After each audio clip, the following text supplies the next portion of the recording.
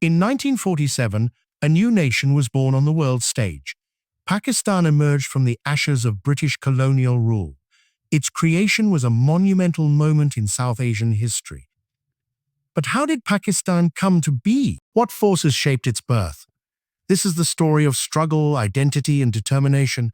Welcome to the birth of a nation. Let's dive into how Pakistan was formed. The roots of Pakistan trace back centuries. The Indian subcontinent was a land of diversity. It was home to many cultures and religions. Hindus, Muslims, Sikhs, and others coexisted. But tensions simmered beneath the surface. By the 19th century, British rule had taken hold. The British Raj governed the subcontinent. They exploited its resources and people. This sparked resistance across communities. Muslims, in particular, felt marginalized. They feared losing their identity.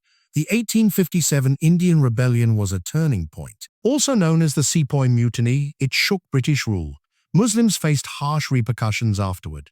The Mughal Empire was dissolved in 1858. Its last emperor was exiled. This deepened Muslim distrust of British rule. Muslims began to organize politically. Sir Sid Ahmad Khan was a key figure. He urged Muslims to embrace education. He founded the Aligarh Muslim University. This empowered a new generation of Muslim leaders. By the late 19th century, political awareness grew. The Indian National Congress was formed in 1885. It aimed to represent all Indians, but Muslims felt it favored Hindu interests. This led to the creation of the Muslim League in 1906. The League sought to protect Muslim rights. It became a voice for Muslim aspirations. The early 20th century saw rising tensions. Muslims and Hindus had different visions. The idea of a separate Muslim state emerged. Poet-philosopher Muhammad Ali was influential. His ideas inspired many. Around the same time, another idea took shape. A student named Muhammad Ali coined the name Pakistan.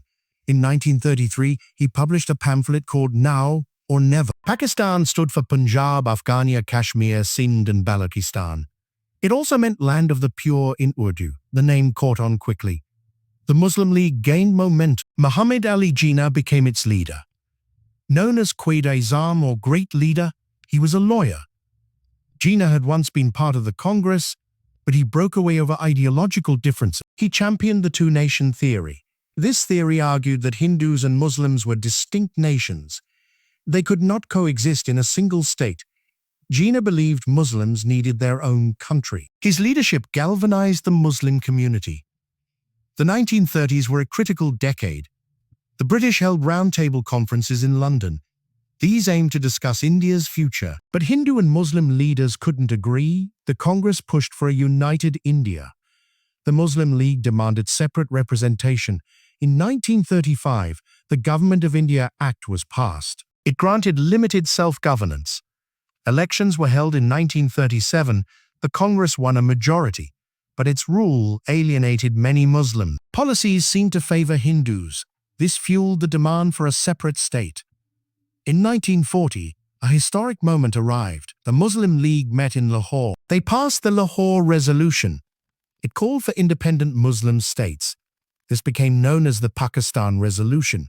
It was a bold demand for sovereignty. The resolution united Muslims across India. World War II changed the dynamics. Britain was weakened by the war. Indians saw a chance for independence. The war strained British resources. Nationalist movements gained strength. The Muslim League grew more assertive. Jinnah's leadership was pivotal. He negotiated with the British and Congress. In 1942, the Cripps Mission arrived. It proposed limited self-governance.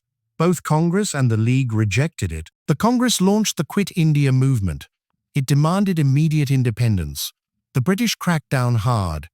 Congress leaders were jailed. This gave the Muslim League an opportunity. They consolidated their support.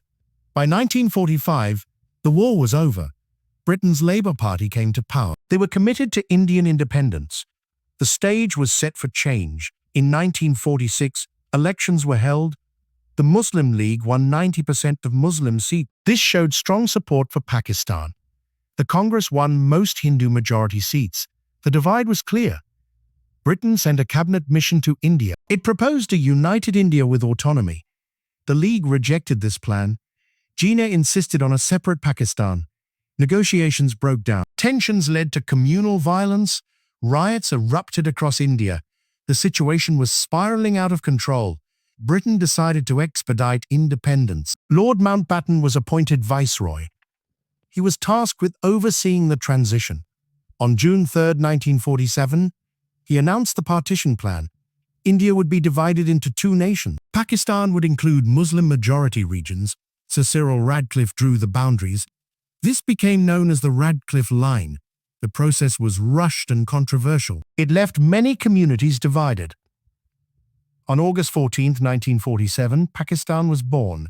It consisted of two wings, West Pakistan and East Pakistan. They were separated by 1,000 miles of Indian territory. Jinnah became the first Governor-General. Liaquat Ali Khan was the first Prime Minister.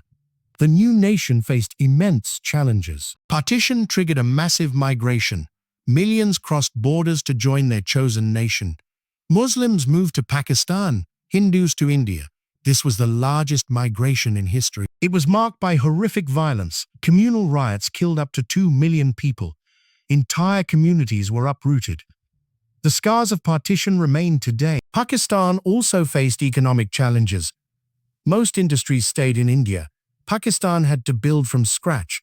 The Kashmir dispute added to the woe. Both India and Pakistan claimed the region.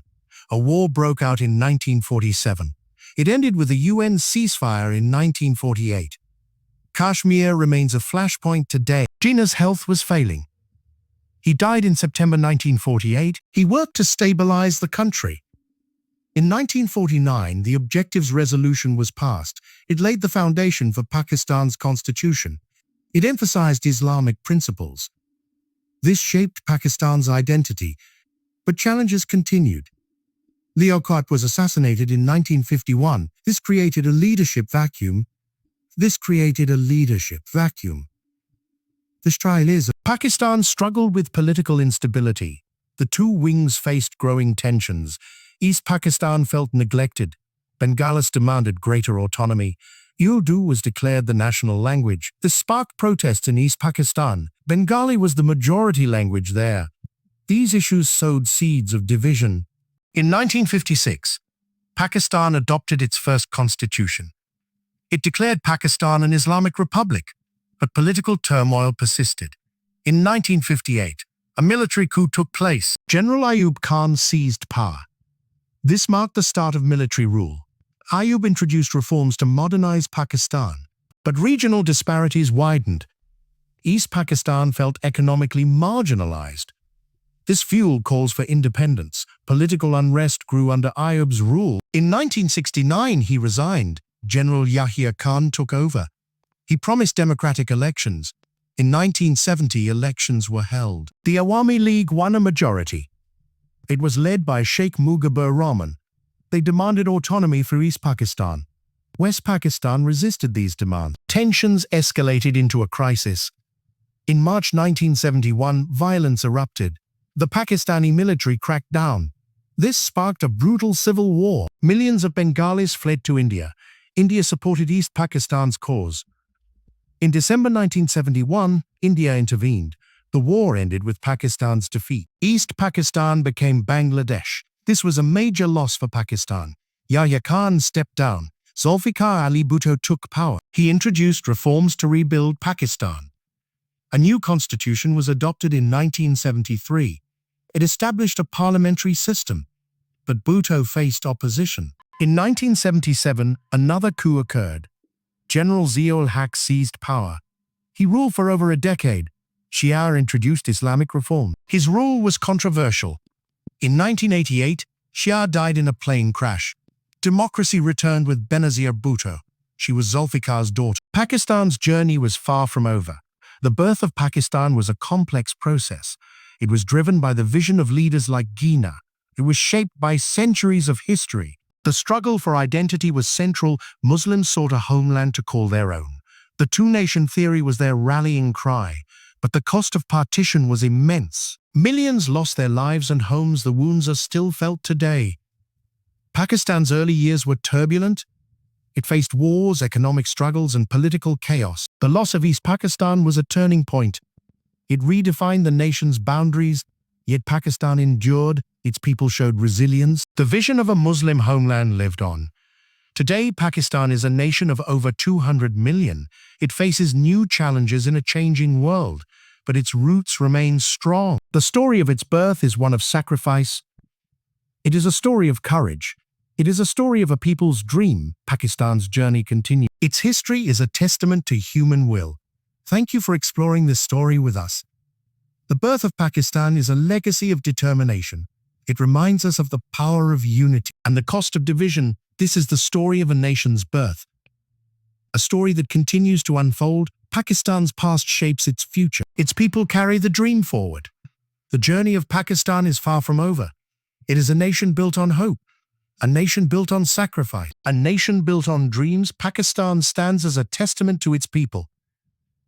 Their struggles shaped a nation, their vision gave it life. The story of Pakistan is their story, and it continues to inspire from the ashes of colonial rule to the challenges of a new nation. Pakistan's journey is remarkable. Its history is a lesson in resilience. Its future lies in its people. The birth of Pakistan was just the beginning.